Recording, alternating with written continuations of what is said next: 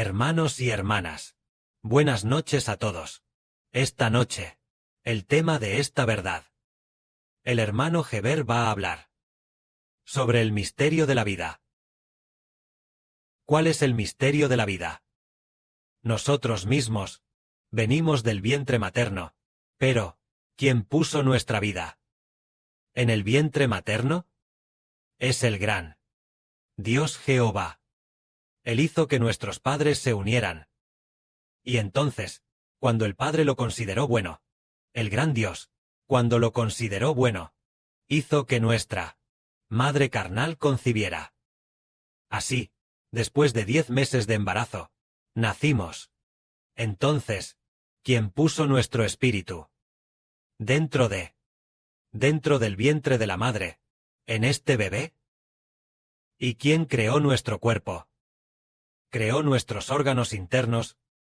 ¿Y creó todo en nuestra vida? Resulta que, el que creó todo esto en nosotros, el que nos hace existir, es este buen Dios Jehová. Y nuestro Padre, el Señor Jesucristo, fue el Padre Celestial y el Señor quienes nos crearon. Esto lo entendemos profundamente. La existencia de cada vida es por la voluntad de Dios, creada y existente a través del Señor Cristo. Hoy decimos, el misterio de nuestra vida, ¿cuál es? Si lo decimos de manera directa y sencilla, el misterio de la vida es Cristo. Es decir, la razón de nuestra existencia es por la voluntad de Dios. Entonces, el que podamos existir eternamente es gracias a Jesucristo. Nuestra vida ya está escondida dentro del Señor Jesucristo. Este es el misterio de nuestra vida. Nuestra vida, ¿cómo puede ser firme? ¿Eternamente firme e inmutable? La firmeza de nuestra vida. ¿De quién depende? Depende del Padre Celestial Jehová y del Señor Jesucristo. Entonces, ¿cómo podemos hacer que nuestra vida exista eternamente? Depende de Dios. El ancla dentro de nuestra vida es muy firme. Es como una casa cuyos cimientos son muy firmes. Entonces esta casa será muy estable. También es como un árbol cuyas raíces están muy profundas y firmes. Entonces este árbol tendrá hojas siempre verdes y dará mucho fruto. Todo esto es porque la vida dentro de nosotros es firme. Cuando las raíces son firmes, todo el árbol es firme. Entonces la vida dentro de nosotros es firme. Entonces, ¿cómo decimos que nuestra vida puede ser firme? Dicho de manera más directa, la firmeza de la vida consiste en que el Espíritu del Señor y el Espíritu del Padre estén eternamente en nosotros, y así seremos firmes por dentro. Pero, el Espíritu del Padre es uno solo. Y el Espíritu del Señor Cristo también es uno solo. El Espíritu del Padre no es que haya múltiples, solo hay un Espíritu. Es como si fuera una persona que tiene su propio Espíritu. El Señor Jesús tiene su propio Espíritu.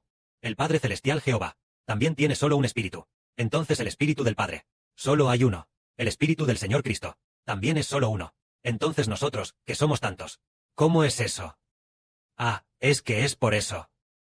El Padre nos hace llegar a ser. Aunque somos muchos en número, nos convertimos en un solo bebé. Nos convertimos en el bebé de Apocalipsis. Pero, dentro de este bebé, hay muchos miembros.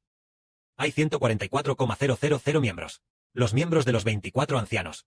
Y los miembros de las 12 estrellas. Juntos conforman a este bebé.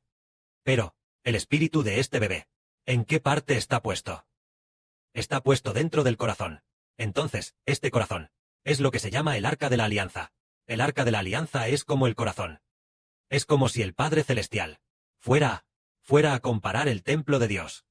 Hermano Heber, fuera a comparar el templo de Dios con una persona. La parte del arca de la alianza en el templo es el corazón de esta persona.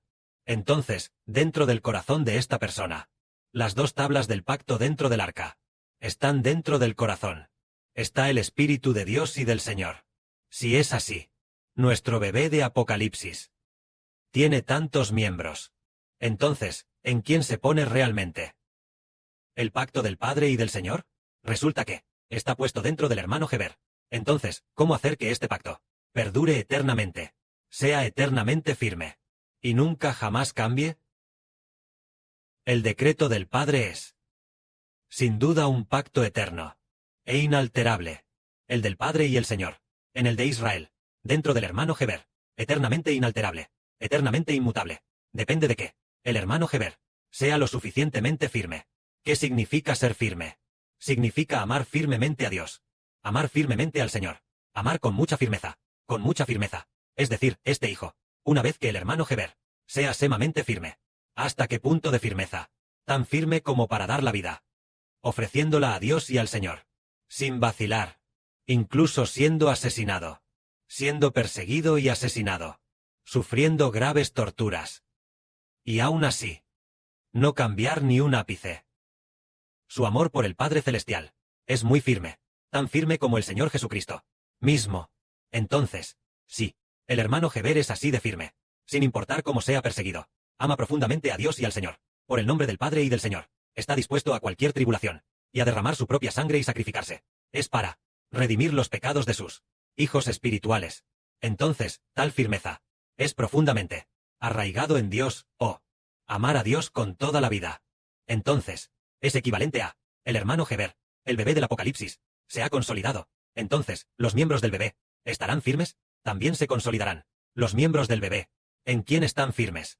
En este bebé. Y este bebé está en el Padre Celestial y en el Señor. El Padre Celestial y el Señor están en este bebé. El espíritu de este bebé es el espíritu del Padre Celestial y del Señor, en este bebé, entrando en este miembro, dentro de todos los miembros.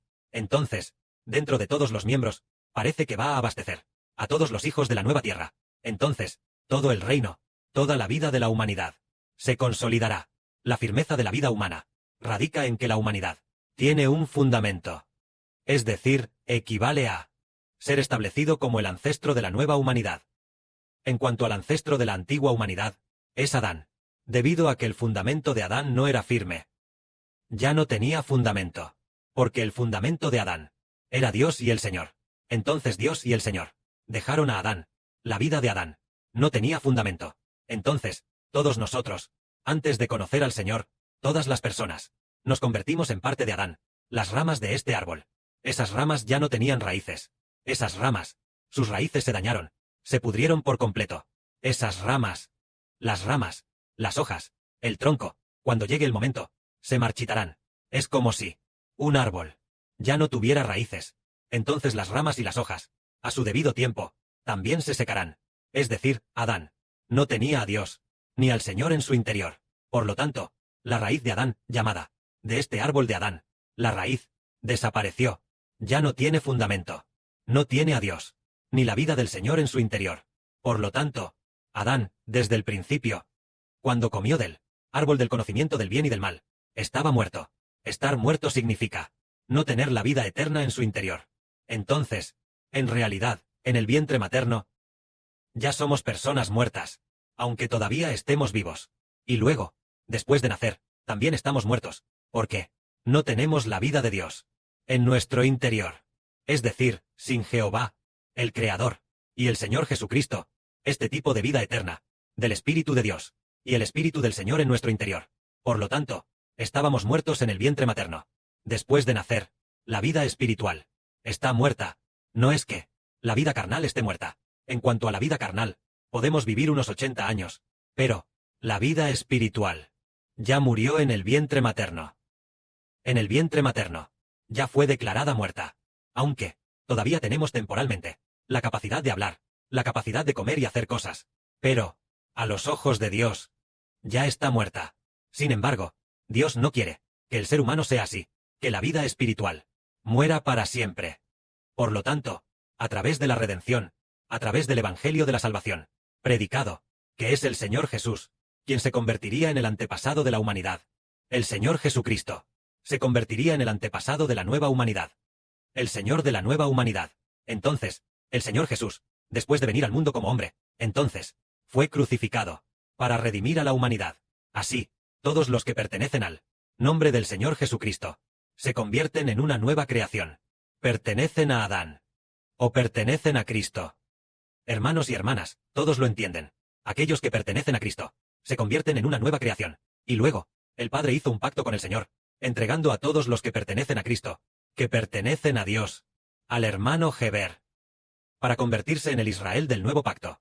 Y el hermano Heber es como si hubiera reemplazado el oficio de Adán, reemplazándolo por completo, el oficio de Adán, por lo tanto, haciendo que toda la humanidad sea descendiente del hermano Heber, para que se cumpliera la profecía de la Biblia. La profecía dice, el Dios de Jacob es el Dios de Israel. El hermano Heber se convirtió en Israel. Entonces, Israel tiene a Dios. Y los descendientes de Israel tienen un fundamento para sus vidas.